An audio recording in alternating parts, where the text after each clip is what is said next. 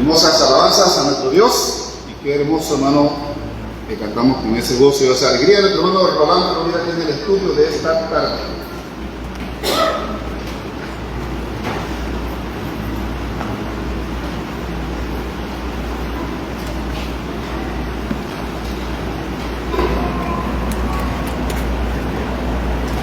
Muy buenas tardes, amados hermanos, qué alegría verles nuevamente, que Dios bendiga a cada uno y a todos los que también en este preciso momento están conectados, están pendientes del estudio bíblico para compartir con nosotros a la distancia.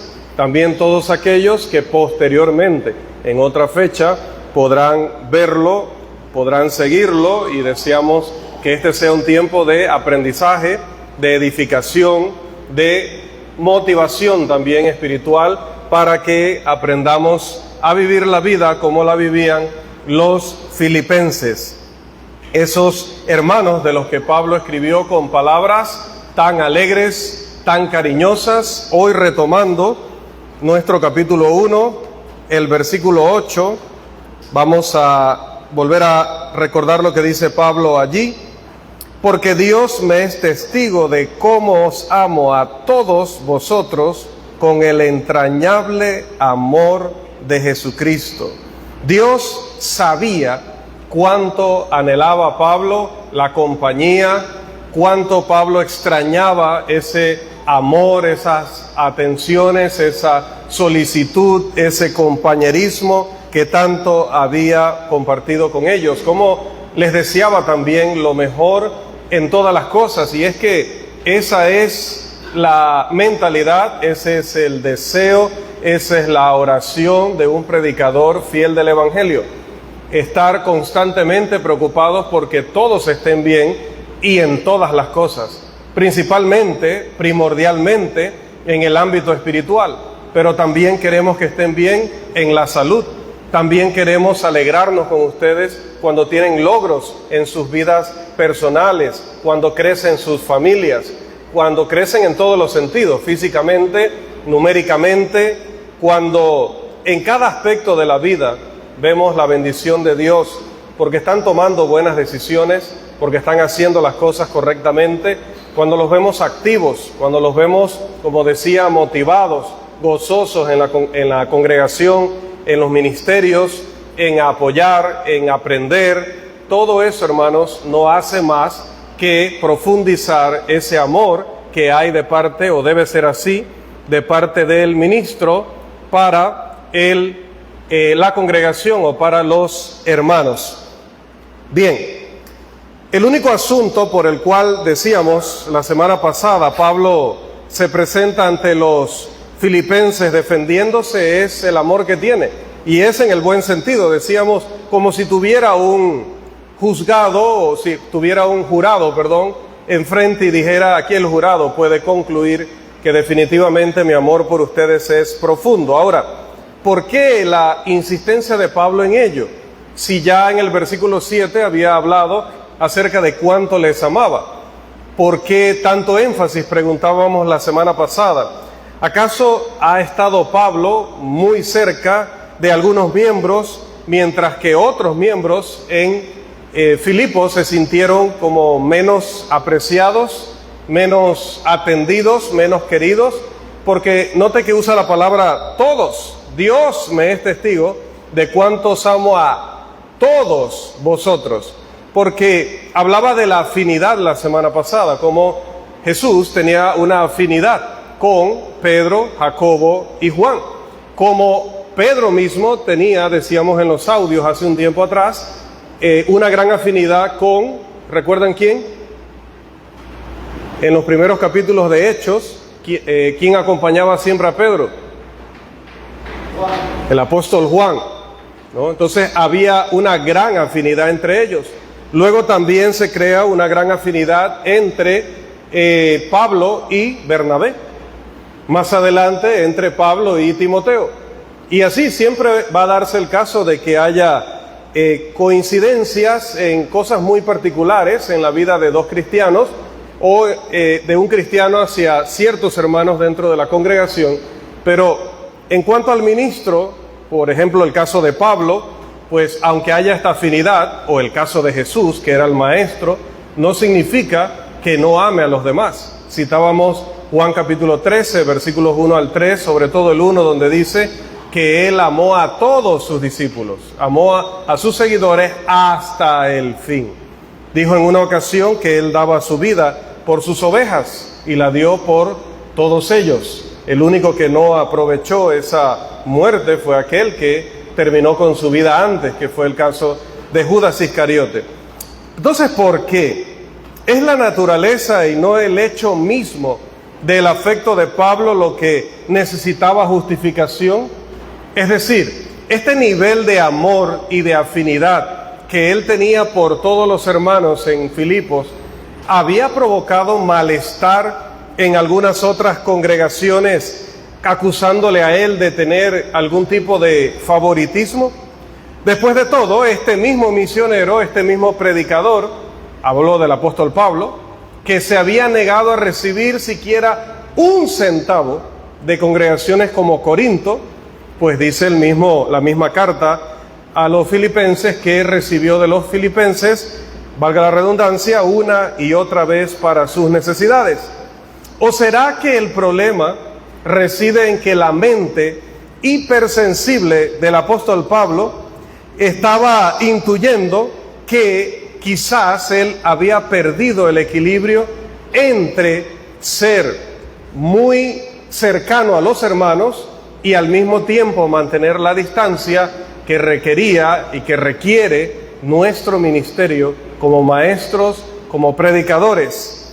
Sea lo que sea, que podamos concluir en el proceso de la lectura de este texto, tomando en cuenta la acción de gracias que da desde el versículo 3 hasta el versículo 11, nos ha alertado con todas sus palabras que en esta sección, en esta gran primera sección, va a tratar con por lo menos dos temas generales. La propia situación personal que está viviendo Pablo ahora mismo allá en prisión, y también su relación con la iglesia en Filipos. Si ese es en realidad el caso, entonces podemos anticipar o suponer la necesidad de que a través de este escrito Pablo comenzara reflexionando sobre los temas de las relaciones ministeriales. ¿Qué aspecto específicamente? La distancia profesional, la necesidad de pertenecer a la hermandad, de pertenecer a la membresía, pero al mismo tiempo también la cuestión fundamental de saber ocupar su lugar como su guía, como su ejemplo, como la persona que también les tendría que corregir, que les tendría que exhortar. Los médicos y los abogados tienen clientes y amigos, pero solamente los ministros del Evangelio tienen congregaciones. Entonces, no sabemos a ciencia cierta, pero pareciera que el apóstol Pablo en estas palabras muestra que se debatía entre estas cosas. Probablemente que en algún momento tomó la distancia que era necesaria como ministro y haya sido malinterpretada como que ya no los quería. O se haya acercado tanto a ellos y la confianza haya sido tan grande que entonces haya habido un abuso de ella y por eso entonces tenga que aclarar que necesita mantener, como decía, ese equilibrio fundamental. Pero que eso no los haga en ningún momento, por ningún motivo, dudar de cuánto los ama. Porque la siguiente frase es una frase poderosísima acerca del amor. ¿Cómo los amaba a ellos? A ver, los que estamos allí en el texto, ¿cómo los amaba? Con el entrañable amor de Jesucristo. ¿Sabe qué significa eso? Que tanto era su amor que Pablo estaba dispuesto a sufrir por ellos, así como Cristo había sufrido por ellos. Esa ternura divina es el elemento en el que el amor de Pablo vive y respira. En este versículo Pablo tiene una expresión que es sumamente gráfica, como hemos visto ya en otros textos en esta carta. La traducción literal de este pasaje o de esta frase sería: os anhelo a todos con las entrañas de Jesucristo. La palabra griega es esplanja, que designaba lo mismo que la palabra hebrea correspondiente rahamín, las entrañas maternales, que suponía la residencia de la ternura más grande que un ser puede sentir por otro, terrenalmente hablando, que es precisamente la ternura de una madre hacia su hijo, como conocen aquí las madres presentes. Así que Pablo está diciendo, os anhelo con la misma ternura de Jesucristo mismo. O sea, hermanos, si alguien nos ama como nos ama Jesucristo, no hay, dijo Jesús mismo, un amor más grande que ese. Esa persona está dispuesta a todo por ver nuestro bienestar. Está dispuesta incluso a morir. Porque el amor de Jesucristo es aquel que dijo, precisamente, no hay mayor amor que este, que uno ponga su vida por sus amigos. Y dice Jesús, yo no los voy a llamar a ustedes siervos, los voy a llamar amigos. Si nosotros, hermanos, estamos en la comunión cristiana, desarrollamos, y lo decíamos al principio, una amistad especial, donde para nosotros esa amistad y esa unión y esa confianza debe ser mucho más fuerte que la amistad, que la confianza, que la cercanía que pudiéramos tener con cualquier otra persona. Porque, amados, solamente estas amistades van a sobrevivir al fin del mundo. Pasaremos toda la eternidad solamente con los que pertenezcan a nuestra familia espiritual. Si no hay dentro de ellos familia terrenal, nuestra familia física, pues entonces pasaremos a la eternidad solamente con la amistad, con el compañerismo de las personas que han estado con nosotros en la fe cristiana. Entonces va más allá de la relación de esposo y esposa, porque esa relación muere cuando termina la vida de alguno de ellos. Obviamente cuando se da aquella infidelidad y es repudiado el infiel y aquella otra persona luego también rehace su vida. Entonces es una relación muy profunda, debe ser para toda la vida, pero puede terminar. Luego la relación de padre e hijo, la relación de hermanos, de tíos, de sobrinos, cuando este mundo termine, ya no vamos a ser reconocidos allá como los Gómez, los Ramírez, los Pérez, los Castillo, los Linares, etcétera, sino que, como dice la Escritura, pues solamente vamos a ser conocidos por nuestro nuevo nombre espiritual. Entonces, ¿qué es lo que va a perdurar? Va a perdurar este amor. Empieza aquí en la tierra, pero se ha de mantener por la eternidad. El cristiano no tiene anhelos aparte de los anhelos que tiene el Señor. El cristiano no debe mostrar a sus hermanos otro amor, sino el amor que ha aprendido del Señor. Su pulso late con el pulso de Cristo. Su corazón palpita con el corazón de Cristo. Cuando somos realmente uno con Jesús, hemos aprendido su manera de pensar, hemos aprendido de su actitud, como dice Pablo más adelante en el capítulo 2, cuando hemos aprendido a ser como Él, a pensar como Él, a hablar como Él, a actuar como Él, entonces nosotros, hermanos, vamos a fluir en amor hacia nuestros hermanos y hacia nuestros semejantes, porque Cristo no solamente ha amado a sus discípulos, sino que ha amado a el mundo entero. El cristiano aprende de Cristo a ser solidario, primero con los de la familia en la fe, pero como dice Gálatas 6, también con todos los hombres. Luego dice en el versículo 9, y esto pido en oración, que vuestro amor abunde aún más y más en ciencia y en todo conocimiento. Y hoy, ojalá llevemos a casa muchas lecciones, pero en especial, ojalá podamos llevar la lección que se encuentra en este versículo. Él ora por un aumento, un crecimiento en su amor. ¿Cómo se va a dar ese crecimiento en amor? Dice, al conocer cada vez más la voluntad de Dios. Amor en crecimiento como resultado de conocer más la voluntad de Dios. Su crecimiento en el conocimiento de Dios y discernir su obra aumentó su amor por los hermanos, su amor por los perdidos. ¿Por qué la iglesia en Filipos era una iglesia activa? Porque era una iglesia que cooperaba con Pablo aún después de tantos años o tanto tiempo de haberse ido de allí. ¿Por qué se mantenían en constante actividad? Porque eran una iglesia fuerte. ¿Por qué fueron hospitalarios desde un principio? Porque a medida que iban aprendiendo el verdadero amor, iban también creciendo en él. Su amor hacia Dios y los hombres los preparó para desarrollar cada vez más por los demás el mismo amor que Dios le tiene al hombre. Y Dios amó de tal manera al mundo que ¿qué hizo? Que dio a su Hijo unigénito. Entonces mire la riqueza de las enseñanzas que da Pablo en estos versículos, en tan pocas palabras.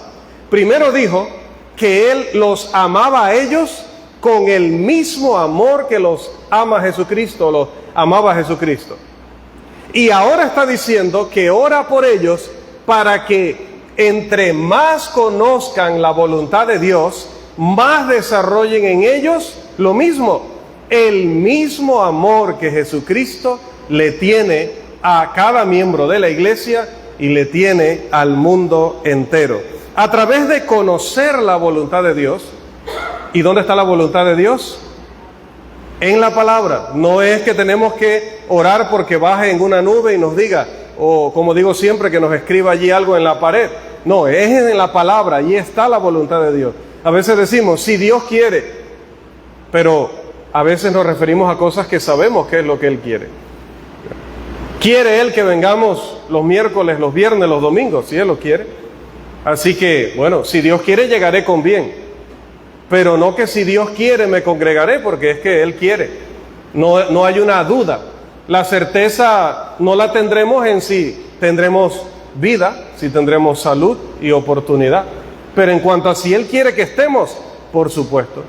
Porque dejó ese texto tan hermoso, no dejando de congregarnos los domingos, ¿verdad, hermano Carlos?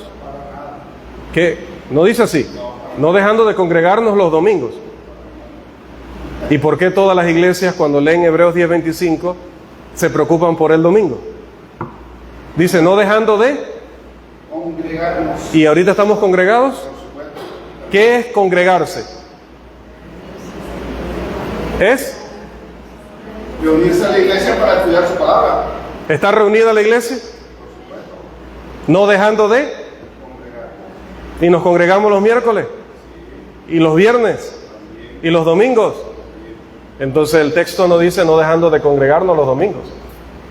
A medida que vayamos aprendiendo de la voluntad de Dios, y eso se aprende con el estudio personal y también con venir a los estudios de semana, porque mire lo que usted ahorita mismo está observando en el escrito de Pablo, que el amor verdadero, el amor más grande del universo se alimenta y crece, porque a veces nosotros decimos, pero ¿cómo sobrellevar? ¿Cómo soportar? ¿Cómo perdonar? ¿Cómo? Bueno, aprendiendo y aprendiendo de la voluntad de Dios, dice Pablo, a medida que crezcan más y más en el conocimiento de su voluntad, lo van a conocer más plenamente. Y si lo conocemos más plenamente, más completamente, vamos a ser a Él más fieles. Y si somos más fieles, vamos a andar o vamos a caminar en una comunión o en una amistad muy grande con Él. Hay un himno que acaba de venir a mi cabeza, no de manera sobrenatural. Mi Dios y yo andamos siempre juntos, como amigos en gran comunión. y poéticamente, porque no es literalmente, me habla Él y alegres conversamos. Mi Dios y yo, juntos hasta el fin, dice una versión, y ahí van cambiando las versiones. Pero dice el texto que ando con Dios, camino con Él, converso con Él. Eso sucede cuando yo estoy constantemente escuchando a Dios. Y cuando también oro para yo decir que estoy conversando con Él. Entonces crezco en amor. Y de esa manera participamos más plenamente de la presencia y de las bendiciones de su Espíritu. Y llegamos a absorber más plenamente su carácter. Entonces, cuando llegamos a absorber el carácter que nos enseña el Espíritu de Dios a través de todo lo que nos ha dejado en el Nuevo Testamento, ¿qué se dice de nosotros? Que estamos produciendo el fruto del Espíritu Santo. Es inevitable que aquel que vive oyendo a Dios, aquel que vive hablando con Dios, no manifieste en primer lugar el amor de Dios, el conocimiento de Dios, la conducta de Dios en todas las cosas. Lo que Pablo pidió en oración era que los suyos en Filipos, en Corinto, en Galacia, en todas las congregaciones que había y que futuramente se iban a abrir, no sé si existe futuramente, las personas, los hermanos que formaran parte de las congregaciones, crecieran más y más en amor, y esto fuera cada día. Cada día. No vamos a crecer en amor si solamente abrimos la Biblia los miércoles y los viernes y los domingos. Mucho menos si solo la abrimos los domingos. Creceremos a ese nivel si es una relación día a día con Él. Ese amor, que no era una cosa sensiblera, no es simplemente una emoción como las que tenemos nosotros hacia nuestros semejantes. Debía crecer en conocimiento y en esa percepción o entendimiento espiritual para que llegara a ser cada día más capaz de distinguir entre la verdad y el error. Y esto es interesante. El amor es siempre el camino al conocimiento. Por eso cuando alguien que ha dividido la iglesia o ha pretendido dividirla, o más particularmente cuando ya la ha dividido, y cuando se le señala por ese error para que se arrepienta, generalmente apela al amor y dice que nos falta amor, dice que nosotros hemos olvidado ese amor que enseña Dios, que enseñó Jesucristo. Pero el apóstol Pablo dice que el verdadero amor es un amor que crece en discernimiento, y ese discernimiento es la capacidad de distinguir entre, decía, la verdad y el error. Si amamos algo, queremos aprender más y más de ello. Si amamos a una persona, ¿qué hacemos? ¿Qué hacemos cuando somos solteros y nos gusta una persona? Tratamos de pasar el mayor tiempo posible con esa persona. Tratamos de hacerle muchas preguntas. Queremos saber cuál es su color favorito. Queremos saber cuál es su comida favorita. Queremos saber incluso cuáles las cosas que le gustaría que le regalaran, o cómo le gusta que lo traten o la traten, porque al conocerle mejor entendemos que podemos amarle mejor. Y es así. Y nosotros no amaremos más a Dios, mejor a Dios, no amaremos más a nuestros hermanos, mejor a nuestros hermanos, si no nos damos la oportunidad de conocerlos. Si amamos a Jesús, también vamos a querer aprender más y más acerca de Él y de su verdad, porque ese amor perfecto es sensible a la mente y al corazón del ser amado. Si se hiere, ciega o insensiblemente los sentimientos de la otra persona, entonces eso no es verdadero amor. El verdadero amor se sacrifica por el bienestar del otro aunque no reciba lo mismo a cambio. El amor completo, el amor perfecto, va a darse todo por el bienestar del otro, va a sacrificarse por el bienestar del otro, sin exigir recibir lo mismo a cambio. Si amamos a Jesús, de verdad seremos sensibles a su voluntad, estaremos interesados en conocer su voluntad y cuáles son sus deseos para nuestra vida, cuáles son las aspiraciones que Él tiene en cada uno de nosotros, y pondremos esos anhelos, pondremos esos deseos de Él por encima de los nuestros. ¿Qué quiero ser yo? Le puedo ahorita mismo dar un discurso de lo que yo quiero ser, de lo que yo quiero lograr, pero ¿es lo mismo que quiere Dios? ¿Qué está esperando Dios de mí? Pues lo único que pido en oración, como Pablo lo hace aquí, es que yo crezca cada día más y más en el conocimiento de su voluntad, para que no haya para mí más prioridad que cumplir su anhelo en mí. Ese es el verdadero amor.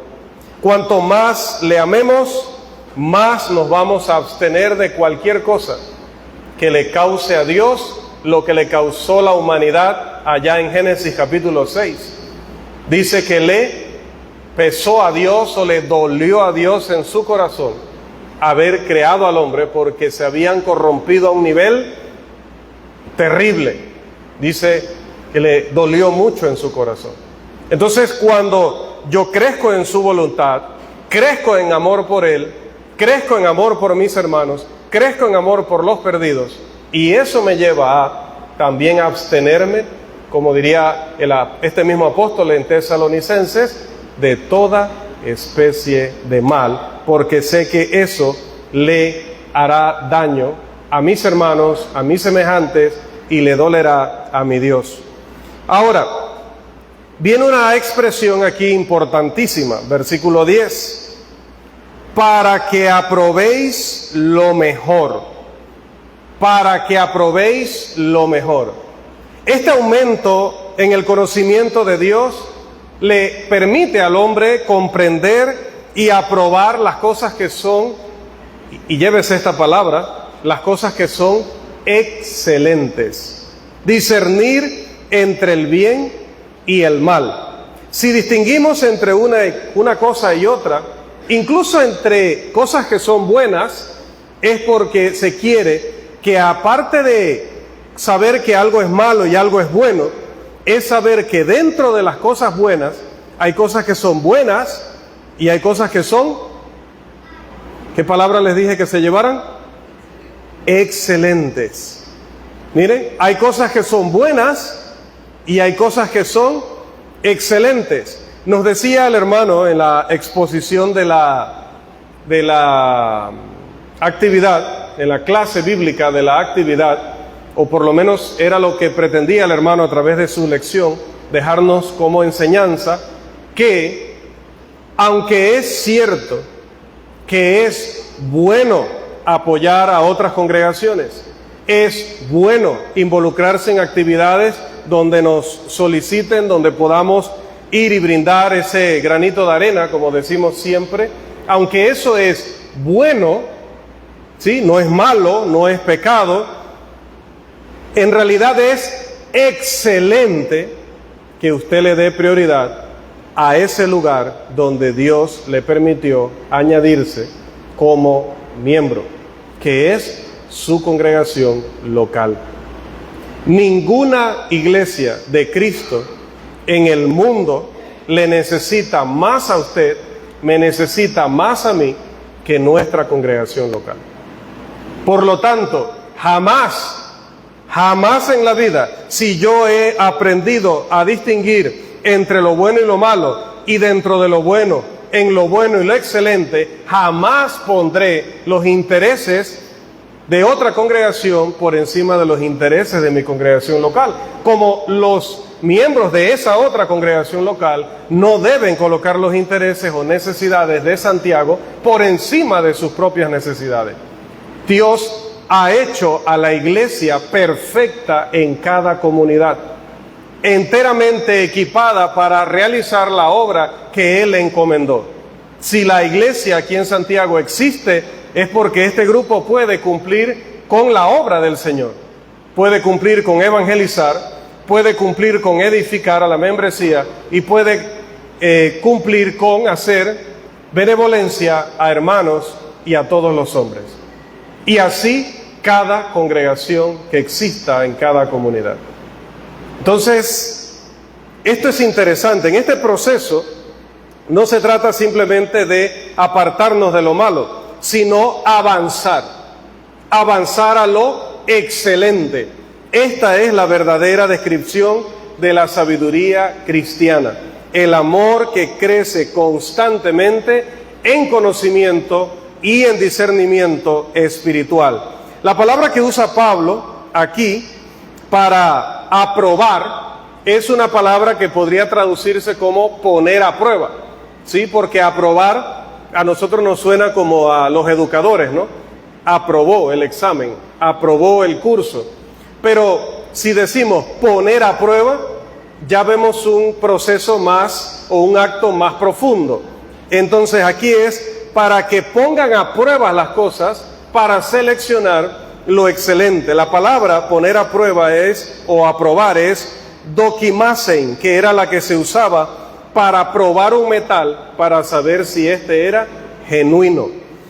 Podía usted encontrar en una masa de tierra, bueno, aquí tenemos a un hombre que sabe mucho de eso, nuestro hermano Juan, podía tomar una masa de tierra y podía encontrar ahí no solamente oro, hermano Juan, sino que encontraría otros minerales, podía encontrar otros metales, pero el hermano Juan podría distinguir, esto es hierro, ¿sí? Esto es níquel, estos son piedras de tal y tal del río, y a medida que usaba no sé si criba, le llaman en otras latitudes la criba, que es donde van en el río. ¿Cómo le llamarían acá, hermano? ¿Cómo le llama usted a la herramienta? Batea. La batea, ¿ok? La batea o la criba también le dicen en otros lugares, donde va cayendo todo aquello que es más diminuto que el oro, para que luego quede lo más grande, y de eso más grande luego hay que seguir descartando, ¿no, hermano Juan? Agarré un curso corto ahí con el hermano, pero no puedo recordar todas las cosas, ¿verdad? Hasta que finalmente, luego de un cierto proceso, él pueda sacar exactamente lo que busca, que es lo de más valor allí. Quizá en las otras cosas que encuentre hay algunas cosas que le sirven a otras personas, pero él busca o buscaba siempre una en particular, el oro. Nosotros buscamos una en particular, buscamos lo excelente. Mire, está bien venir a la clase es bueno, pero aprender es excelente. Y no es lo mismo. Usted pudo haber venido hoy, pero si usted no se concentra, si usted no presta atención, si usted no toma notas, usted no va a aprender, porque la mente va a captar ahorita y luego va a olvidar. Pero si usted toma notas, si usted graba, si usted toma fotos cuando tenemos contenido acá adelante, y eso le sirve para repasar, si usted toma esto y se lo enseña a otras personas, que es la mejor manera de que ese conocimiento se quede en usted. ¿Sabía eso? Usted puede ahorita, pregúntale a los universitarios, pregúnteles, por allá al fondo tenemos varios, por acá adelante tenemos a varias. Pregúnteles si recuerdan lo que tanto memorizaron hace 6 meses atrás. No lo van a recordar. Así hayan utilizado el método más tremendo y hayan hecho las repeticiones, la más grande cantidad de repeticiones posible. Pero lo que usted no va a olvidar es lo que usted aprende y luego usted se lo enseña a otras personas.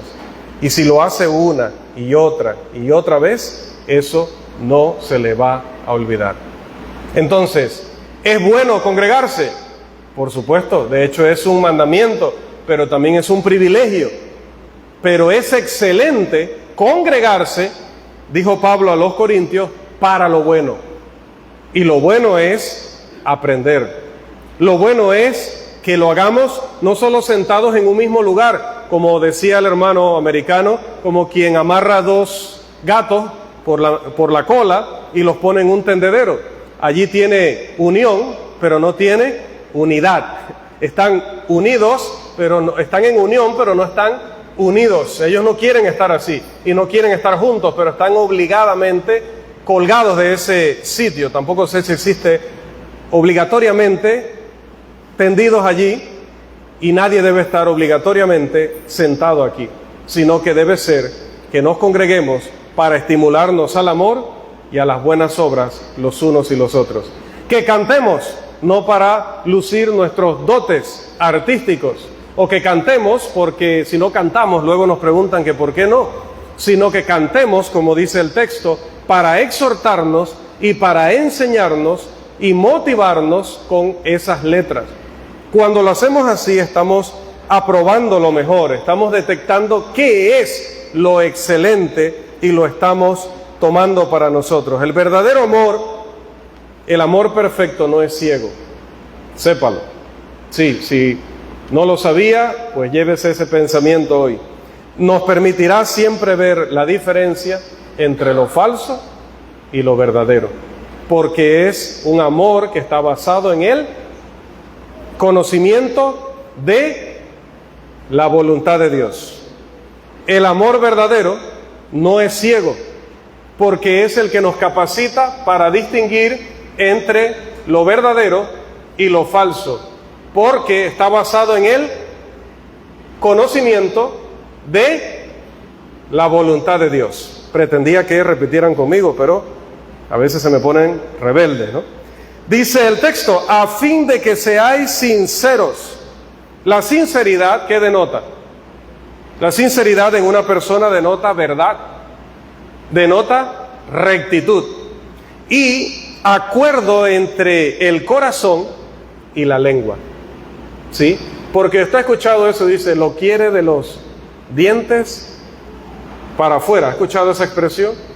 Porque dice, en realidad no lo quiere de corazón. Dice que lo quiere, pero no es de corazón. Pablo dice, para que seáis sinceros, es decir, que coincida lo que dicen sus lenguas, lo que dicen sus labios, con lo que hay en su corazón.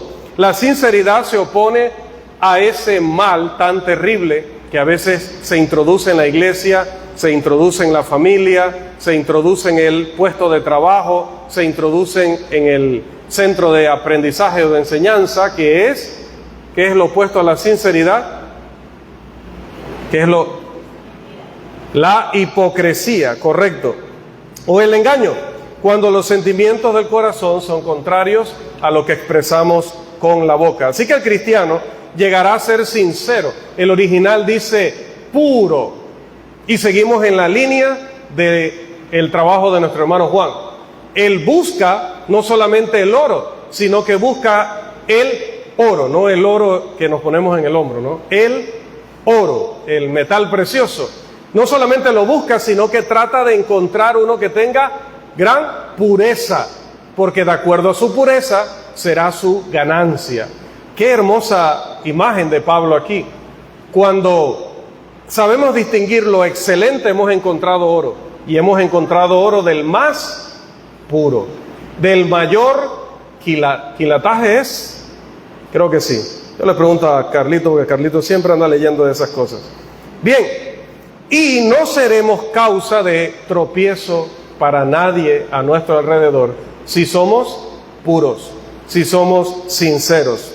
La palabra que Pablo usa es interesante para decir sinceros en la Reina Valera del 60 o puros en el original. La palabra es eilikrines. Los griegos sugerían dos etimologías o dos significados raíces para esta palabra, cada una de las cuales nos da una idea gráfica de lo que Pablo pudo decir aquí. Podía venir de eile. Eile era la luz del sol. Muy importante, ¿no? Para que quiere ponerle a una niña, ya sabe, eile o eilín puede venir de allí, de la luz del sol. Y luego de krinein, que es juzgar, y describe aquello que se puede distinguir debido a la luz solar, y que cuando lo ves claramente con la luz del sol, no le encuentras ningún defecto. Está expuesto totalmente a la luz del sol y no le encuentras ningún defecto. La otra posibilidad es que eilikrinés se derive de eilein, que quiere decir dar vueltas y vueltas, como en una criba, como en una, ¿cómo era la cosa? Batea, ¿sí? De esto del oro, ¿no? Hasta que se le quitan todas las impurezas. Sobre esa base, el carácter cristiano se va limpiando de todo mal hasta que queda solo lo que Dios quiere de cada uno de nosotros. Y esto me recuerda a otro himno, Todavía Señor. ¿Sí? Por allí dice, todavía Señor hay un gran conflicto en mí, queriendo hacer lo bueno, pero a veces, no sé si está basado en Romanos 7, ojalá que no, para que no se equivoquen de contexto, pero sí, a veces tenemos esa lucha entre complacernos a nosotros, complacer a nuestros familiares, decía el hermano el domingo, complacer a nuestros jefes, pero ponemos todo eso por encima de complacer a Dios.